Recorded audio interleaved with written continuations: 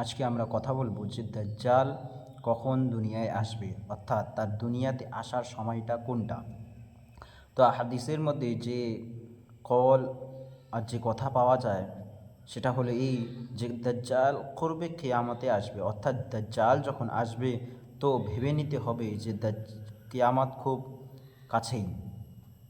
অতএব আমাদের নিজের আমলকে ঠিক রাখতে হবে। আর দাজ্জালের সম্পর্কে এর আগের ভিডিওতে আমি এই কথা বলেছিলাম যে দাজ্জাল দুনিয়াতে কতদিন থাকবে, তো তা নিয়ে বলেছিলাম যে সে মোট 40 দিন থাকবে। কিন্তু তার এই 40 দিন দুনিয়াতে থাকাও মানুষের জন্য একটা পরীক্ষার অনেক লম্বা সময় হবে। কারণ তার প্রথম দিনটা হবে এই দুনিয়ার বর্তমানের 1 বছরের দিন, আর দ্বিতীয় দিনটা বলা হয়েছে যে 1 মাসের, অর্থাৎ দুনিয়ার যে 1 মাস সেটা হলো দ্বিতীয় দিন, দ্বিতীয় দিনটা হবে 1 মাসের। আর তৃতীয় দিনের সম্পর্কে বলা হয়েছে যে তার তৃতীয় দিন হবে 1 সপ্তাহের সমান, পুরো 1 সপ্তাহ একটা দিন হবে তার। কিন্তু আর বাকি যে দিনগুলো আছে, অর্থাৎ বাকি 37 দিন এমনি যে আমাদের দিন আছে এরকমই হবে।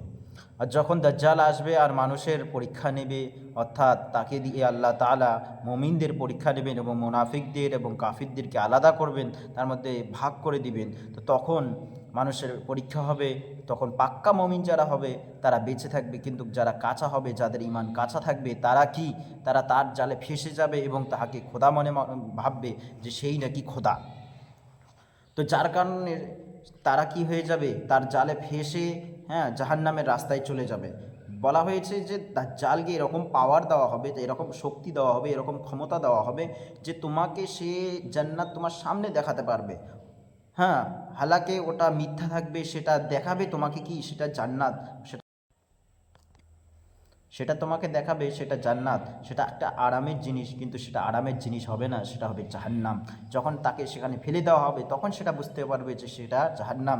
আর যদি কোনো মানুষকে দেখানো হয় যে এটা জাহান্নাম, কিন্তু যখন তাকে ওখানে ঢেলে দেওয়া, ওখানে ফেলে দেওয়া হবে তখন সে বুঝতে পারবে না না এটা জাহান্নাম না, এটা হলো জান্নাত। অর্থাৎ মুমিনের জন্য সেটা জান্নাত হয়ে যাবে, আরামের জায়গা হয়ে যাবে। আগে যে মেন কথা যেটা আমার উদ্দেশ্য ছিল সেটা হলো এই যে দাজ্জাল কখন আসবে। বলা হয়েছে যে দাজ্জাল যখন আসবে তো ভেবে নিতে হবে যে দাজ্জাল আসার পর খুব তাড়াতাড়ি কিয়ামত চলে আসবে। কারণ যখন দাজ্জাল দুনিয়াতে আসবে আর মানুষের পরীক্ষা নেওয়া হবে তার দ্বারা, তো তখন হযরত ঈসা আলাইহিস সালাতু ওয়াস সালাম তার কতল করা, তার বিনাশ করার জন্য আসবেন। এবং তারপরে পরেই দাব্বাতুল আরজ বলা হয়েছে, এভাবেই বলা হয়েছে ইয়াজুজ মাজুজ, এভাবেই বলা হয়েছে যে পশ্চিম দিক থেকে সূর্য উঠবে। এই যে দুনিয়ার যে চিহ্নগুলো বলা হয়েছে, এই যে কথাগুলো বলা হয়েছে যে এটা কি কিয়ামতের একটা নিশানি, এরকম এই জিনিসগুলো যখন দেখা যাবে, এই জিনিসগুলো যখন আমাদের চোখে আসবে, তো তখন বুঝে নিতে হবে যে কিয়ামত কোন দিন যে হবে কোনো ঠিক নেই। আর মেন কথা যেটা হলো সেই এই যে আমাদের দাজ্জাল থেকে বাঁচতে হবে, আমাদের আমলকে ঠিক রাখতে হবে। আল্লাহ তাআলা আমাদের হেফাজত করুক, আমিন।